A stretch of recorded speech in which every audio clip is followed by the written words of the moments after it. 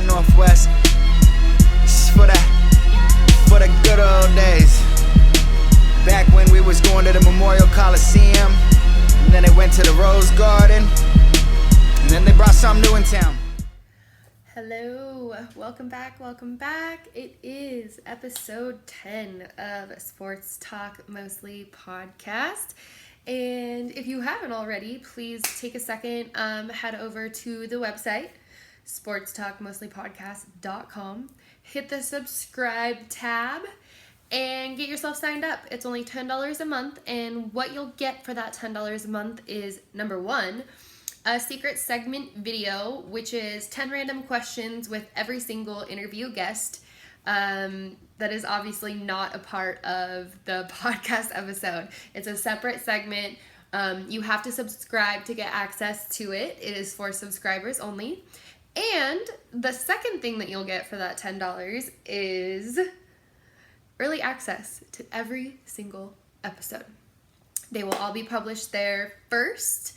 And subscribers will get first listen. So kind of trying to find my way to, say thanks for listening and give you guys some little sneak peeks and hidden segments that are not in the regular episode. So if you're listening and if you're watching and if you're interested, please go check that out.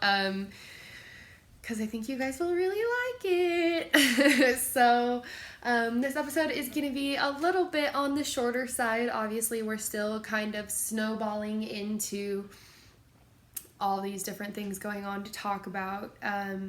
So I guess that was kind of my only real announcement. So we'll just get right into the episode. Starting with news. The MLB has announced a July 1st return to camp tentative expectation, and there are talks of a 60-game season. So my thoughts with that are, number one, will players show? And number two, how safe is it? Obviously, we're seeing a lot of players, and this is just like sports in general, not to a specific league. But NBA players, there have been some college football players that have tested positive, like quite a big handful of them. So I am just very concerned for the health and safety of these MLB players. And I just hope the MLB takes it seriously. We have, if you haven't figured it out yet already, we have Trace Loehr in the interview segment today. So he's going to touch just briefly on kind of what the player's perspective is on all of that. It's kind of a lot going on, so there's a lot more I could say about that, but I definitely kind of want to keep the subject matter limited to the interview. So if you're that kind of listener, feel free to skip ahead and go check out the interview. But if you're not, we'll get there. So if you're going to stick around and enjoy the rest of the episode before the interview, thank you. I appreciate that. But do know that there's a little bit more player insight from Trace in the interview for the episode today. So like I said, not to get too deep on that. Moving on to the NBA, obviously the season restart schedule was released. Starting July 30th, there are 2 games. We have Jazz versus Pelicans and Lakers versus Clippers. Obviously, I am back on my whole Lakers versus Clippers rant from earlier in the season and earlier in the show. I think episode 2 or 3, maybe 3 or 4, you hear a lot of talk from me about that. So at the end of the episode, I'll give you my predictions on those 2 games, and obviously my beloved Blazers see Ja Morant and the Memphis Grizzlies on Friday, July 31st, which is the second day of NBA restart. Personally, and you guys are probably going to be a little bit surprised to hear this, but I am most excited actually for the Raptors versus Bucks. Obviously defending champs Raptors versus Giannis and the Bucks. That goes down on August 10th. So it's about a week and a half, couple weeks from now. So we'll we'll definitely be watching the developments of the games prior for those two teams. I just think this whole NBA restart is so tumultuous. There's so many positives and so many negatives to both sides of it. I am just, again, so nervous for the players' health and safety and well-being. There's a lot to digest and a lot to take in with all that's going on. Another note for NBA restart is playoffs will begin August 17th. So obviously we have games all the way up until I think August 15th is when the last regular season games are played. And then we move into playoffs. So it will definitely be really interesting to see how things shake out, where people end up, how people perform after so much time off and such a weird time frame of things. I mean, this time normally, obviously, we have an NBA champion by now.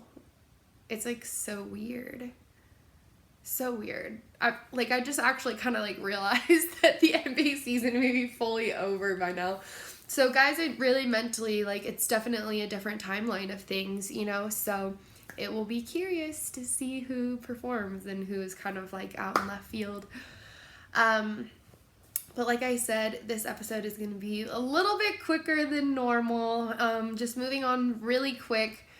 I have to talk about this. I am a lifelong watcher, not necessarily by choice, but both my biological dad and my stepdad were big NASCAR fans.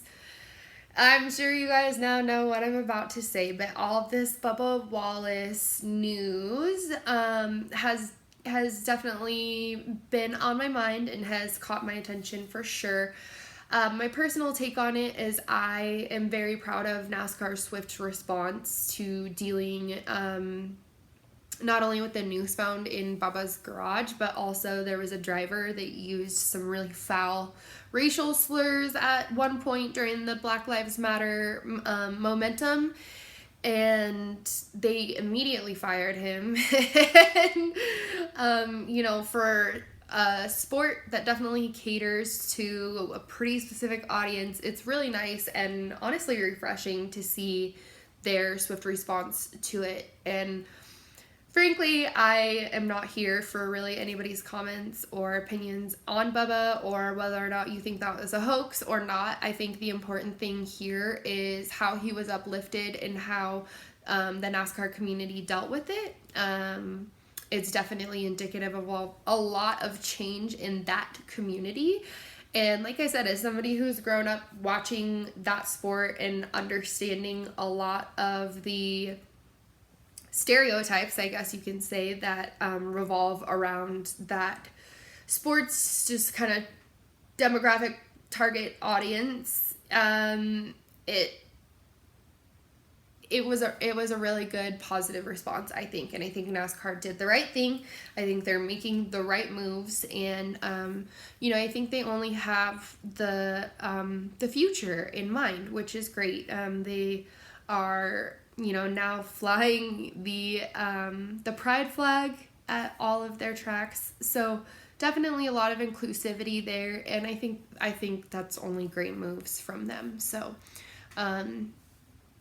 last thing I want to say as far as news goes was in regards to UFC Fight Night. Obviously, the Poirier defeated Hooker in a unanimous decision. I regrettably, personally, did not catch the fight live, but I heard it was one of the best fights in the last couple of years. So I saw some clips, definitely some hard punches by both guys, some really killer combinations of landing some hits on both guys, and from what I saw in the highlights, yeah, just a great fight in general. So definitely gonna be fun to continue to catch some UFC fights. Obviously, we've got COVID closures and regulations popping back up throughout the nation. So I'm sure that it's still going to be quite a bit of time before we get to see a fight, let alone a sporting event in general, with a live audience. So definitely have to get used to kind of the echoey sounds of the empty arenas that these guys are performing in, but thankful for the entertainment nonetheless. So like I said, unfortunately, really quick news segment, but I hope you guys interview. I hope you guys enjoy this interview with Trace Loehr, professional baseball player, and stick around after the interview for the quick culture segment. Have a couple of topics to top. Jeez, I cannot talk today. Have a couple of topics to stop on at the end of the episode. So definitely, like I said, after the interview, stick around for that. It'll be really quick, I promise, but here's the interview with Trace, so enjoy it. And as always, thanks for listening. Awesome. I'm so excited to interview you. We've been talking about this for a long time. So welcome to episode 10. Obviously, you guys have been here for a minute listening to the news portion of the episode, but I have my wonderful interview guest, Trace Loehr, and I'm so excited to have you on. Like I said, thank you so much for coming. I guess we'll get right into it. I don't really want to waste any time. Okay. I know you're pretty straightforward and to the point like me, so no reason to beat around the bush here. Yeah, none of that. So you were drafted in 2014, right? Yes. Yeah. So what was it like being a part of the MLB draft? And if you could relive one moment, which would it be? Well, the process definitely was tough because, you start getting all these scouts coming to your house during the off season and stuff, and they start talking about the draft and where they think you'll line up with everybody. Then you go through the season, and then you have to pretty much put all this pressure on yourself to perform. Because for me, I didn't really want to go to college. I hate school. Yeah. So I was like, Oregon State, I would love to go there to play baseball, but the school part is a no-go for me. Right. So definitely, I mean, you having scouts at every single game, so you have to perform, and you have to make sure that you're on your P's and Q's with all that. So that was definitely a process. I was supposed to go in the first 2 rounds, the first 2-3 rounds, and then there was a signability problem the year before with a guy, so that reflected on me. So then I kind of went later in the draft than I expected to go, so that was pretty stressful. Right. But I guess one thing that I like to go back to, I guess, would just be after games, scouts would just want me to hit on the field after the game just so they could just watch my batting practice. And, when you have 20, 25 scouts at every single game watching that, it's something that you'll just always remember. So I wish I could go back to that. Yeah. And what is that interaction like with the scouts when they're watching you? I mean, is there a lot of dialogue, or are they just pretty much watching you do your thing? Are they giving you advice on, things they'd like to see, or how does that work? Well, yeah. So there's a lot of scouts. I think there's 5 scouts kind of in order. And the guys that first start to watch you are called area scouts, and they're pretty much there just to kind of find the talent, and they're supposed to tell the higher up scouts about you. So usually when it came to just hitting on the field, you'd have a lot of the area scouts there. They'd be videoing you just so they could set it into their guys. And then occasionally you'd have some higher up scouts and whatnot. There's always a lot of dialogue, and especially in the Northwest, the scouts here really make it a thing to really get to know the players and their families and stuff. So it's very familiar when it comes to the actual process of getting drafted. That's cool. I think a lot of people, I mean, baseball fans in general just think of the scouting process as being watched at games. I think a lot of people really overlook the fact that there's a lot more to it, and there's a little bit more personal side, like you're saying, to really learning about what makes a player tick and how they fit in with a clubhouse and things like that. Because all those personality aspects, all the way from ownership to management and coaching, it all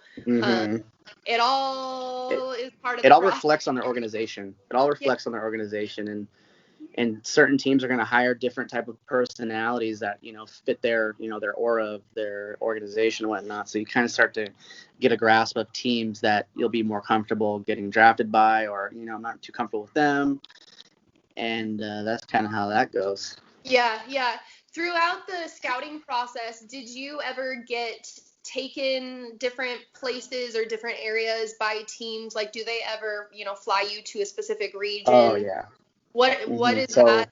What's that all? So pretty much, so in 2013, so I graduated in 2014, obviously. So 2013 summer is pretty much just the summer circuit. So you have all the USA baseball events, you have perfect game, like all American games, the area codes, all that type of stuff, just to pretty Mm-hmm. much get your name out there and just perform against the best high school players in the country. Right.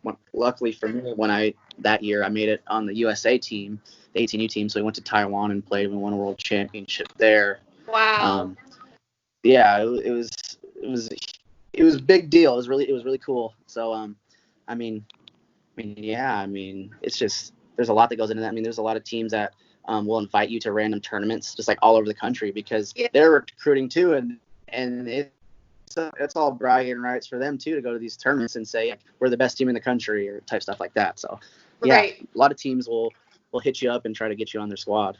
Yeah, yeah. So on that note, out of any place that you have had the opportunity to play baseball in, what's been your favorite or a few of your favorites, and what did you get out of those places, and why were you drawn to them? Well, I played summer ball in 2013 in New York, so we did a lot of different tournaments on the East Coast and stuff. So it was cool just to kind of get to learn the Northeast culture, just how everything. I mean, you can go travel there for a vacation, but you don't really start to understand how people live and what their morals are unless you actually live there for a little bit. So I think that was definitely cool. Definitely. And And coasters are way than West Coasters too. way different, Yeah. And then also just that USA team being able to play with 20 of or 19 of the other best guys in the country and fight to pretty much win a world championship for your country is it's a huge honor. Yeah, you're representing the entire country, like you said. That's 20 guys that you. I mean, how Yeah. many guys would kill to be a part of that? That's so A cool. lot. And then also another amazing thing. In 2018, you were named an All-Star for. Yes. Trust me, I'm gonna stumble over this. You're gonna laugh. Beloit? Beloit, Wisconsin. Wow. Shout out to my people in Beloit, but it is one of the worst stadiums in America. Oh, It why? is so bad. It's it's essentially like a high school field, and we got to play professional baseball on. So the Wow. grass is all uneven, the dirt's all messed up. It's just It's kind of like, have you been to Salem Kaiser at the volcano games at all? Oh, absolutely. So you know how the players, they have to walk up the stairs to go into their clubhouse, right? Yeah. It's pretty much the same thing there. You have to walk through a big ass group of people. You have people asking for autograph stuff, so you got to go through all that, and So maybe funny. you might get 20 people a game. Yeah, I remember the first time I ever went to the Salem Kaiser stadium, and I was like, "What? Wait, what?" Yeah. So imagine that stadium, and then take about 3 points away from that. So that's Beloit. So even worse. Wow. Yeah. Oh man. So to go kind of a different direction for those listeners who caught the secret segment with you, there was a question that kind of made you be like, there's a lot I want to say right now. Yeah. And as we know, the 2020 season has become somewhat of a mess, if we're being honest. Yeah, for every sport. Sheesh. With regard to, your stance and the fact that you're involved, what's your take on everything that's happening, and how have the cancellations affected you specifically with your training and your readiness to play? Well, huge. This was a big year for me. I mean, coming off of 2 really strong years, and I mean, I built off of every single year, so I was really focused I was really focused on this past off season to really, put together even better season and hopefully get re-signed in the off season. Yeah. So definitely it sucked. I've still been able to put in my work and, lift and work out and whatnot. So I guess, today we found out that they are going to have a major league season this year. It's going to be 60 games. So pretty much just waiting to see if I'll be on the taxi squad for that. So they're going to have a team in Stockton that's just kind of there in case, guys get hurt. So we're just going to have to wait and see what's going on with that. So there's not really much to say. Yeah. And it's just kind of weird to think. I haven't really heard of where they're even going to have games or practices or what they're going to do with that. And it's just kind of weird because, you see China is going through their second phase and we're still going through our first one. So it's just kind of we're like weird. Going through our first one. Yeah. Yeah. And I'm glad you brought that up because it's definitely, I mean, the approach with like NBA versus MLB, for example, as far as laying out a plan or at least discussing millings of a plan with the public has been way more transparent on the NBA side than the MLB side. Yeah. To your point, like there hasn't even been any discussion of, are you guys going to go back to Florida and Arizona or like where is all this going to take place? You know what I mean? Like you said. So I guess I'll be the one to say it. They're kind of asking a lot of players without giving a lot in exchange. You know what I mean? And it definitely. And that's been the problem. That's been the problem is that there hasn't been that much transparency for any of us to even know what's going on. And that's kind of the toughest part is this whole time, they've been trying to figure out, how much money is going to be, spent or paid to the players. And we don't even, we never had an opportunity to even know, like, okay, well, now we just have a week till spring training. So we were supposed to be ready. But I mean, a lot of guys, it's hard for them to continuously just keep working for something that you don't know what's going on. There's no timetable to it. Yeah. So guys get burnt out. So we'll the have to see. Ball has to, it has to be approaching. You know what I mean? Because you hit a mental wall in the season. Like, of course, you're not going to hit a mental wall when you have this situation that's essentially up in the air every single week. And, your livelihood, your mental state, your busyness and, what you do with your time is all dependent upon what's happening in this. And as far as obviously mental health goes, it's definitely so peculiar in my opinion. Well, hey, we're just pawns. We're just pawns in the big old business. So, that's what us players have to start to realize, and what you will realize if you do, play professional sport is you really don't matter unless you are, a top tier guy. Other than that, you're very replaceable. So. Yeah. Well, I've definitely seen, I'm sure others have seen, you're posting pictures and videos of your batting practice and like you said, things like that. So, definitely as far as like a sports fan and not a podcast interviewer, like stay with it, stay positive, stay on top of it. You know what I mean? Because for us fans, you guys are most important. Like we don't have those sports that we love if you guys aren't out there doing it. You know what I mean? Yeah. And if that includes you guys getting sick, if that includes you guys walking away because you're not being treated well, all of those things matter. You know what I mean? Yeah. So from a fan standpoint, please keep taking care of yourself and doing what you can do to appreciate that.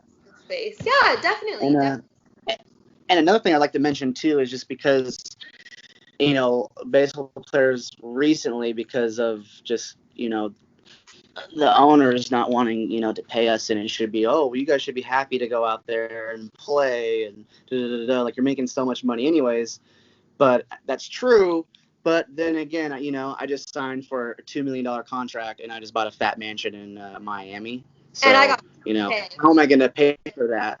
And people don't understand that we're employees too, just like you guys. Just because guys play on TV or make more money than you does not diminish the fact that we're still human beings and we're still trying to provide for our family. So if you're going to take away money and then try to take away some more money and you want us to go play during a pandemic, that'd be like me telling you if you were to work at Walmart, well, we're going to take away part of your salary and then come about 2 weeks later and go, we're going to take some more, but we're going to have to make sure that you come in and you put in all the same work that you've been putting in. So are you going to do that? By the way. Yeah. Not cool. Just on a morale standpoint. It's Yeah. like, No. how are you okay with doing this to people? Yeah. I don't know. You know, It's monopoly. yeah, exactly. So in including NBA players, I mean, we just had breaking news today of Nikola Jokic testing positive, and he's all the way in Serbia. You know what I mean? So then you want to go 4 weeks from now, supposedly, bring this man through whatever traveling he has to go through to get here, and then put him in a state where coronavirus cases are not only exploding, but extremely deadly. What? My thing is, I have they decided if they're gonna really do it in Orlando? Is that like affirmative? Yeah. Because okay, yeah, that's smart. Let's put a billion-dollar company, multi-billion-dollar company, into a Yep. state that has the worst cases damn near, and it's Yep. still exploding. So let's put them in Florida. That seems like a great idea. Oh, but then again, you can't leave. You can't leave and go see your families. But you know who can? All the employees that are working, and they get to bring all that shit in. Yeah, it makes so much sense. Not well thought out at all. You know what I mean? At all. And then, like I said, we have a start date that's supposed to be 4 weeks from now, and a player testing positive who's supposed to undergo by all essential guidelines to a 14-day quarantine. And then you want him to come out of 14-day quarantine and go immediately to the United States. It just is like so stupid. Yeah. And if you want them to take that risk, then you go take that risk. You know what I mean? Like, that's how Seriously. I feel. So 100%. a little bit more on a positive note. Yeah, let's get to a positive note. Yeah, I wanted to talk about. Sheesh. Because we're both Oregon kids, obviously you're one of only a large handful of guys out of the state of Oregon to get an opportunity to play professional baseball. Talk a little bit about the camaraderie of guys that come from the same area, and how the diversity in the league, kind of, I guess, infiltrates that camaraderie in a positive way. Well, definitely, like you nailed the hammer on the head on that one. Is yeah, there's not too many professional guys in the area.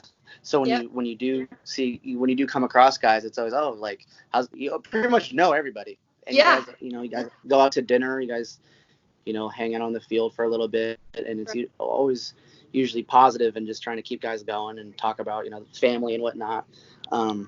Definitely for me, there's been a couple guys that I've grown up with that are in different organizations now.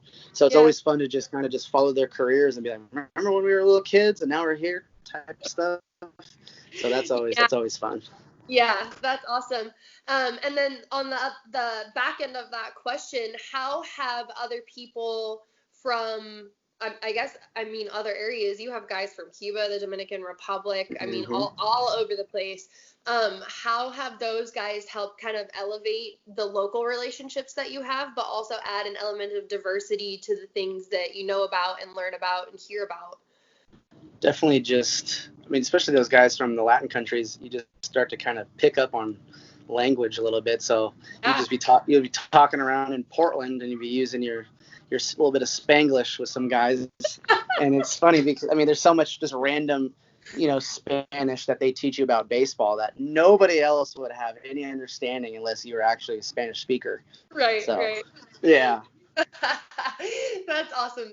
Can you name, obviously without playing favorites, name a couple of your favorite guys that you didn't know before you got in the league that you've become closer to? Are there a couple guys that that really one of my roommates, Jordan DiVincenzi, he went to Nevada and played. He's from Tracy, California, and then I guess we'll switch it over and I'll go to one of my favorite Puerto Rican homies, Edwin Diaz. He's an infielder.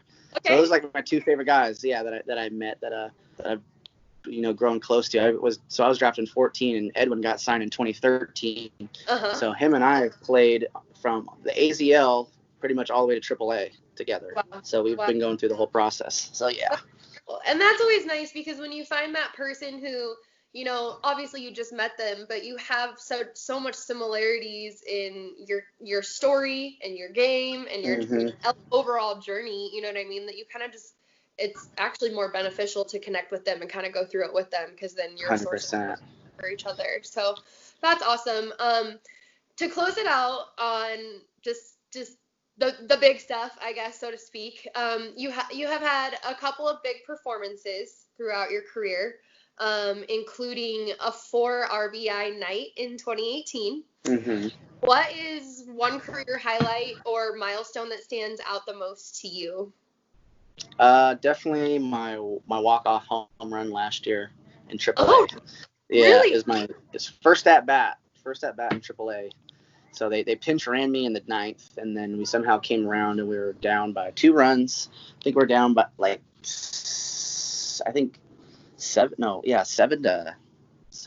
or something like that. Yeah. And then I got up in the bottom of the 10th and hit a walk-off 3-run home run to end the game. And that was my first at bat ever in AAA. So that was definitely my first. Well, that's a good impression, shit. Yeah. And another thing too, I didn't know it was, because it used to be the Las Vegas 51s, and then last year was the inaugural season for the Las Vegas Aviators. Okay. So it was their first walk-off home run in their history. So I'm gonna have a bobblehead one day. So. Oh my God! I'm liking that one. So cool. I know.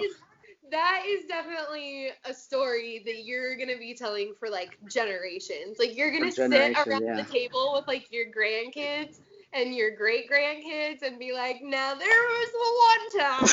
There was just one time, and here's a bobblehead to show you. Happiest I was ever in life. Right. What did you kids do? They're like, Grandpa, we're 8. Yeah, tell me the coolest thing you've ever done. Yeah. Oh, that's awesome. Well, like I said, I wanted to end it on like an uber positive note. Super quick interview. Definitely like super grateful that you were able to take the time to come on. And I mean, if thanks for having me. Things get going, and you know, if there's ever anything that comes to mind you want to jump on and talk about, just let me know. You always have a platform here. I know you've been really vocal. A lot of people won't have you on Facebook, but I do, and I know you've been really vocal on Facebook about Black Lives Matter, and obviously that's something that's really important to me. So I just just want to say thanks for standing on the right side in that fight, and you know, obviously being in the league that you are, you can't really deny the truths of the racism in our society. And it's all pretty home to me, because you know, one of my best friends was shot and killed by the police when I was in 2016. So it's all it's definitely a huge thing in my world. So you know, people just, I wish, would just kind of just understand that it's not about you. It's about, you know, a different race that's been going through it for 400 plus years. Right. And I wish people would just kind of sit back and rationalize the situation a little bit more. But it's America, so, you know, systematically, a lot of motherfuckers are just stupid. Yeah, they have. And I stand by that.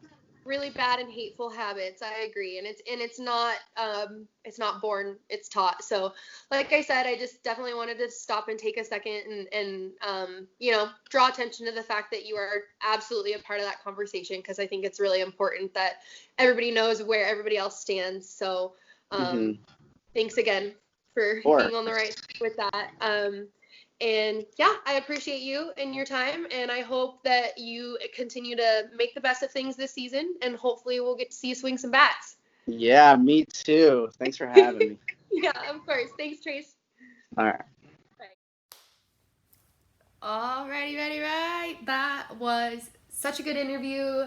Love Trace. Have been talking to him about coming on the show for a while, so definitely thank you to him. Make sure you guys keep your eye out for him in case he gets on the taxi squad in an MLB restart. And like I said, thank you, Trace, for your time and for coming on.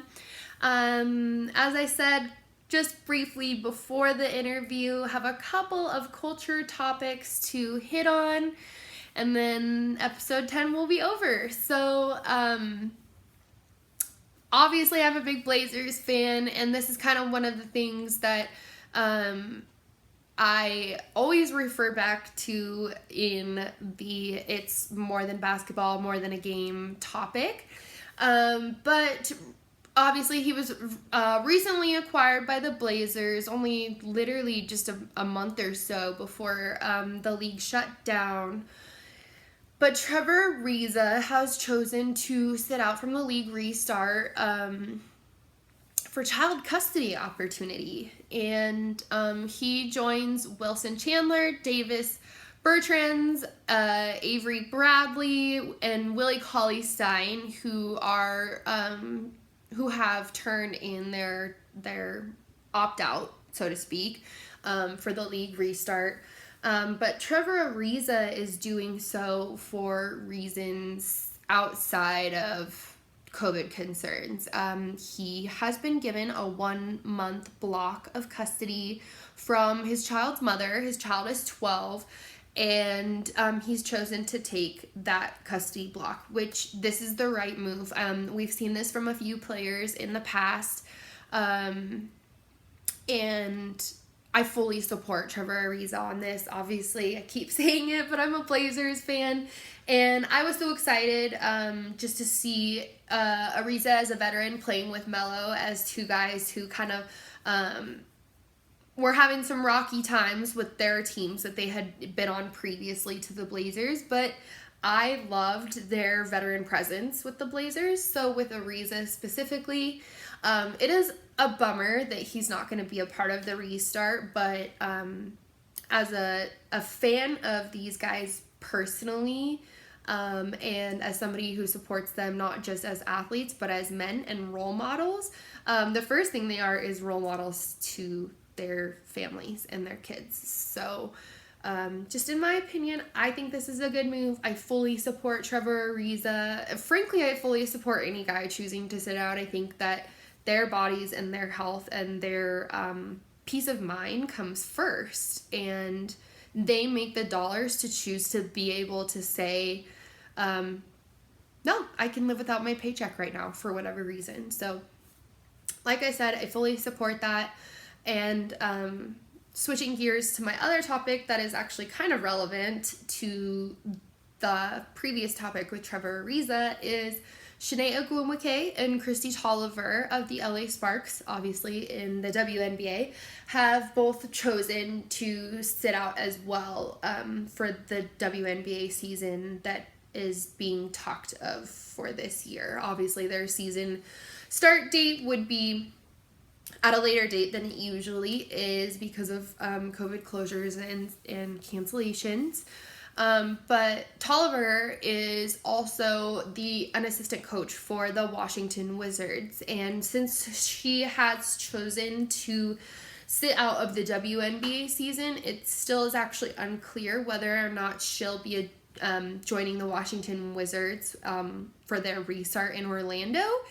But I'm going to assume she's not going to be a part of that. I just can't foresee why she would choose to give up her own playing opportunity, but then still attend her coaching opportunity. I have not heard specifics on why Tolliver is choosing to sit out other than COVID concerns, and that kind of leads me to believe that she will not be joining the Washington Wizards in Orlando either. So that's just the way that I see it. Obviously, I could be wrong, but on the other side of that coin, Shanae is sitting out for injury reasons. So again, kind of like Trevor Ariza, Shanae Ogwumike has chosen to do something that is for the betterment of herself. Obviously, it's different than a child custody block of time, but Shanae Ogwumike has actually missed 2 full seasons in the past 5 years for injury. And I think that this is just one of those moves where she realizes that this season is going to be really different in general. And so rather than enduring the topsy-turviness of an untold season, I think she's just kind of choosing to focus her time and her energy on getting healthy for a 2021-2022 season. So, again, I support all this. I don't want to really hem and haw on the topic too much, just because I think that, like I said, these players, they obviously are in charge of their own coin. They watch their own wallet, their own bankroll, and if they can, if they have chosen that they can afford to sit out for whatever reason, I think that's their prerogative. And again, at the end of the day, I support the individual athlete's decision over the greater good of a league, a multi-billion-dollar league. So that's my take on it. Again, just a couple quick culture topics. Don't want to tug on your guys' ear for too much longer. But like I said at the beginning of the episode, please, if you haven't already, go subscribe to the podcast Patreon so that you can be included in early release of episodes and secret segments. So we have a secret segment from the episode 9 guest, Knits. And we also have a secret segment with Trace Loehr, as well as an upcoming secret segment from our episode 11 guest. And that secret segment for episode 11 has already been filmed, so it is coming soon. So, like I said, if you haven't already, please go subscribe. It would greatly support the show's long-term presence, I guess I can say. And like I say, always, thank you guys so much for listening, and thank you guys so much for your general support. Appreciate you all.